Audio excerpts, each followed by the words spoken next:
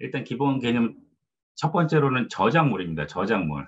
그러니까 저작권 얘기 많이 들어보셨을 텐데, 저작물이라는 건 저작권법, 우리나라는 저작권법이 따로 있고요. 아시겠지만 우리나라는 성문법, 그러니까 법전이 따로 있는 나라입니다. 뭐 인터넷에서 법률 이름 딱 저작권법 딱 치면 다 법률의 내용이 다 나와 있고, 그 법률의 텍스트, 또 법률의 내용이 법의 기준이 되는 겁니다. 그래서 저작권법 2조 1호에는 저작물은 인간의 사상 또는 감정을 표현한 창작물을 말한다. 이게 딱 개념 정의예요. 그러니까 뭐 다른 책에서 저작물을 어떻게 규정한 이거는 전혀 법에서는 의미가 없고, 법에서는 이렇게 딱 규정을 합니다. 인간의 사상 또는 감정을 표현한 창작물. 그래서 저작물이라고 하는 건 이 되어야 저작권법상 저작권의 보호를 받는 대상이 되는 겁니다. 그래서 밑에 있는 것처럼 요건이 딱 두 가지가 있습니다. 여기 나오는 것처럼 창작물이어야 된다. 창작물이어야 된다. 그러니까 모조품이나 뭐 흉내낸 거나 이런 건 안 되는 겁니다. 창작물이어야 된다는 거고요. 그래서 법에서는 실질적 유사성, 실질적 유사성 기준으로 판단합니다. 두 번째는 인간의 사상 또는 감정을 표현. 그러니까 뭐 열차 시간표나 식당 메뉴판, 요금표 이런 것들은 인간의 사상 또는 감정을 표현한 게 아니죠.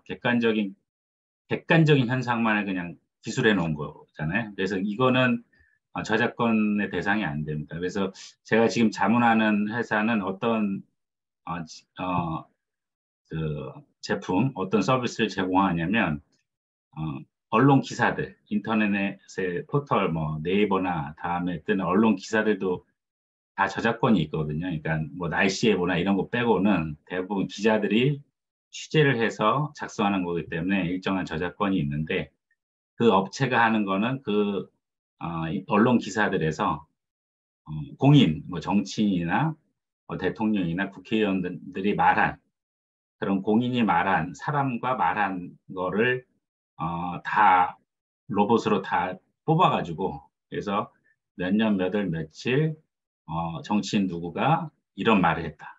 그래서 이 사람 기준으로 다 서비스를 하는 거예요. 그러니까 그러면 예전부터 어떤 정치인은 어떤 말을 했고 지금 와서는 무슨 말을 하고 있다. 이게 다 비교할 수 있는 그런 것들을 서비스하는 업체도 있거든요. 그래서 그게 가능한 이유는 기사 자체는 창작물일 수 있는데 거기에 들어있는 그냥 정치인 누가 따옴표로 어떤 말을 했다.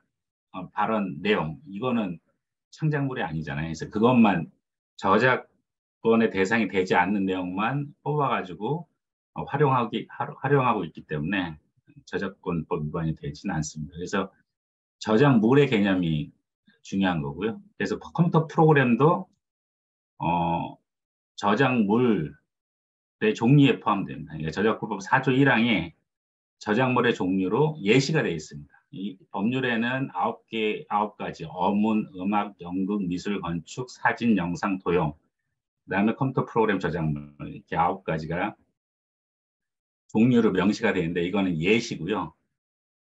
나중에 말씀드리자면 다른 저작물, 그러니까 창작성이 있고 인간의 사상이나 감정을 표현한 이런 요건이 성립하면 다 저작권법상의 저작물로 보호를 받게 되어 있습니다. 그래서 우리가 이 세계에서 하는 거는 그 저작물 중에 컴퓨터 프로그램 저작물에 관한 걸 주로 이제 공부하게 됩니다. 그래서 이게 법의 정의입니다. 컴퓨터 프로그램 저작물. 특정한 결과를 얻기 위해서 컴퓨터 등 정보 처리 능력을 가진 장치. 그러니까 우리는 그냥 컴퓨터라고 하면 되는데 하드웨어, 컴퓨터 이렇게 하면 되는데 그냥 법에서는 컴퓨터 등 정보 처리 능력을 가진 장치라고 해서 프로 쓰고 약어로 컴퓨터 이렇게 하고 있고요.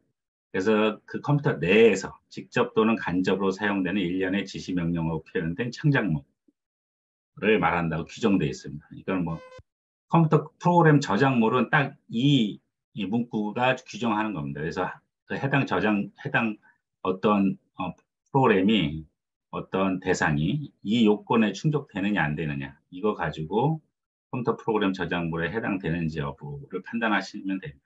가장 중요한 게 창작물인 거죠. 창작물. 그러니까 컴퓨터 프로그램 부분에서 문제되는 거는 다 대부분 소스 코드가 있기 때문에 소스 코드를 가지고 실행 파일로 가는 거를 제품화해서 그게 이제 문제가 되기 때문에 대부분 그럼 소스 코드의 유사성이 있느냐 이게 가장 핵심이 됩니다. 그러니까 소스 코드가 베낀 거냐 A 회사 거 소스 코드를 B 회사가 베껴서 외형만 다르게 해가지고 판매를 하고 있는 거냐 이게 가장 쟁점이 됩니다. 그래서 이 창작물이라는 거, 그러니까 모방품이 아니라 실제 독자적인 표현을 했다는 이게 인정돼야지 저작권의 대상이 됩니다. 그래서 그러면 창작이라는 게 창작물이라는 걸 어떻게 판단하냐를 이제 대법원이 해석을 하고 있습니다. 이 여기서의 창작이라는 표현이 어떤 의미를 하는지 해석을 해주고 있는데 그게 대법원 판례라고 하는 거죠. 대법원에서 저작권법상의 창작이란 문구는 이런 의미다. 이렇게 해석을 하고 이거는 대법원 판례는 법원의 하급심 법원들을 구속하니까요, 사실상. 그래서 어떻게 규정하고 있냐면 창작성은 완전한 의미의 독창성을 요구하는 거 아니다라는 거죠. 아시겠지만 모든 창작물이 완전한 의미의 독창성을 가질 수는 없으니까요. 그래서 완전한 의미의 독창성을 요구하는 것은 아니라고 하더라도 창작성이 인정되려면 적어도 어떠한 작품이 단순히 남의 것을 모방한 것이어서는 안 되고 그러니까 베낀 건 안 된다는 거죠. 사상이나 감정에 대한 저작자 자신의 독자적인 표현을 담고 있어야 된다는 겁니다. 그러니까 일정하게 완전한 독창성은 아니더라도 기존에 있던 거에 추가적으로 이 창작자, 컴퓨터 프로그래머겠죠. 프로그래머의 독자적인 표현, 독자적인 구조라든가 알고리즘이라든가 코딩이라든가 이런 게 있어야 된다는 거예요. 독자적인 표현을 담고 있어야 한다는 거고요. 이게 이제 창작의 대원 판례 해석입니다. 그리고 이 기본 개념에서 좀 마지막으로 설명드리고 싶은 거는 특허권하고 저작권에 관한 비교입니다. 그러니까 많이 좀 헷갈릴 수도 있고 어려운 측면일 수도 있는데요. 그러니까 특허권은 특허법에 의해서 규율됩니다. 저작권은 저작권법에 의해서 규율되고, 그러니까 근거 법률이 전혀 다른 거고요. 특허의 등록 대상은 발명입니다. 발명품. 이 발명품의 요건은 세 가지인데요. 산업상 이용 가능성, 신규성, 진보성입니다. 그러니까 어떤 대상물이 산업적으로 이용 가능해야 되고, 신규적인 성격이 있어야 되고, 진보성이 있어야 됩니다. 그러니까 기존의 특허 제품보다 앞으로 한 발짝 더 나아가는 성격이 있어야 된다는 거예요. 그리고 권리 발생 시점이 특허 등록 시점이라는 거. 그러니까 여러분들 특허권을 받았다. 이런 건 어떤 의미냐면 특허청에서 당신 제품은 특허 발명품이야. 특허로서의 의미가 있는 제품이야. 이렇게 창설적으로 효과를 부여해 준 거예요. 당신은 특허권을 가질 자격이 있어. 이렇게 해주는 거예요. 그러니까 아, 특허청에서 이걸 다 검사를 합니다. 그러니까 특허 출원을 한 다음에 특허 등록될 때까지 되게 오랜 시간이 걸리거든요. 되게 오랜 시간이 걸리는 이유는 계속 관련 카테고리에서 있었던 기존의 특허품과 뭐가 진보했는지, 기존의 특허품을 모방한 건 아닌지, 그러니까 신규성과 진보성이 있는지에 대해서 검토를 해서 나중에 특허권을 인정해 주는 거거든요. 그래서 특허를 받는다는 거는 절차적으로도 쉽지 않지만 받고 나서는 경제적 가치가 더 있는 거죠. 그리고 보호기간은 특허 설정이 있는 날로부터 20년간, 특허권은 받으면 20년 동안 보호가 되는 거고요.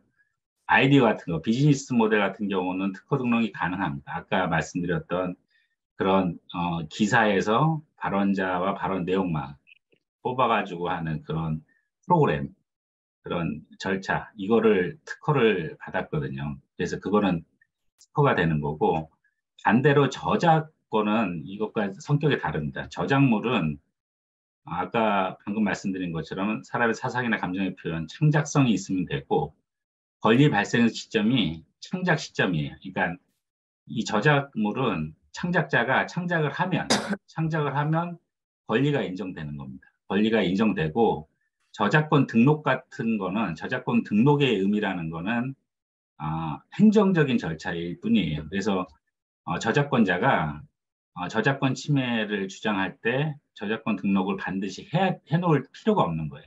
저작권 등록 안 해놨어도 저작권자가 누가 내 저작물 침해했다고 소송해서 상대방 프로그램이 내 거를 베낀 거다 이거를 입증해서 저작권자의 권리를 주장할 수 있는 겁니다. 그래서 그게 다른 거예요. 그러니까 왜냐하면 이건 창작물이기 때문에 창작물이기 때문에 완성과 창작 시점과 동시에 권리가 부여되는 저작권이. 그리고 저작권 보호 기간은 사망 후 70년간이고요. 그다음에 아이디어 같은 거는 저작권으로 등록될 수가 없습니다. 저작물이어야 되기 때문에. 그래서 나중에 보실 실제 한번 한국저작권위원회에 가서 저작권 컴퓨터 프로그램 저작권 등록하는 절차를 볼 때 보면 어, 그걸 안 해도 저작권자로 법적으로는 당연히 인정되는데 다만 그 주장을 용이하게 하기 위해서 그다음에 어떤 저작물에 어떤 배타적 이용권을 제3자한테 부여했다던가 이런 권리보호나 이런 게 있을 때는 저작권 등록을 하는 게 유리하고 저작권자로 등록돼 있는 사람은 추정이 됩니다. 그 저작권자로서 추정이 됩니다. 법률상 추정이라고 하는데요. 그러니까 반증이 없는 한 그 사람이 법률상 저작권자로 본다 이렇게 되는 겁니다. 그래서 그게 등록의 개념이고 특허하고 저작권 등록하고는 그래서 다릅니다. 그러니까 특허는 특허권이 등록되는 동시에 창설적 효과가 있는 거예요. 그 특허청이 딱 특허 등록을 딱 하는 시점에 특허권이라는 법률적인 권리가 생기는 겁니다. 근데 저작권 같은 경우, 컴퓨터 프로그램 같은 경우는 완성한 시점, 창작 시점 바로 저작권자로서의 권리를 취득하게 됩니다. 이게 좀 다르다는 점을 참고해 주시면 될 것 같고요.